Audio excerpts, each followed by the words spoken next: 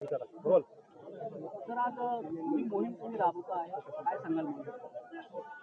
तुम्ही पाहिला असन महाराष्ट्रात नव्हे पूर्ण हिंदुस्थानामध्ये कुठलं पण राजकारण असो किंवा समाजकार्य असो किंवा शुभकार्य असो, ते कार्याच्या सुरुवातीला छत्रपती शिवरायांचं नाव घेतलं जातं.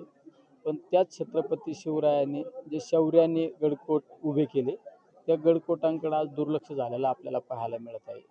त्यामुळे आपण छत्रपती शिवरायांसाठी एक दिवस दिला पाहिजे या भावनेतून आम्ही छत्रपती शिवाजी महाराजांच्या जयंतीच्या दिवशी एक संकल्पन केला आणि त्या संकल्पनाच्या माध्यमातून आम्ही महिन्याच्या एका रविवारी एका गडावर जायचं, त्या गडावर स्वच्छता संवर्धन त्या ठिकाणी करायची, वृक्षारोपण करायचं आणि त्या ठिकाणी सरकारकडून काय अपेक्षित आहे, कशा पद्धतीने निधी आणला पाहिजे त्याची एक डॉक्युमेंटरी बनवून केंद्र सरकारच्या माध्यमातून निधी आणण्याचा आम्ही त्या ठिकाणी प्रयत्न करत असतो.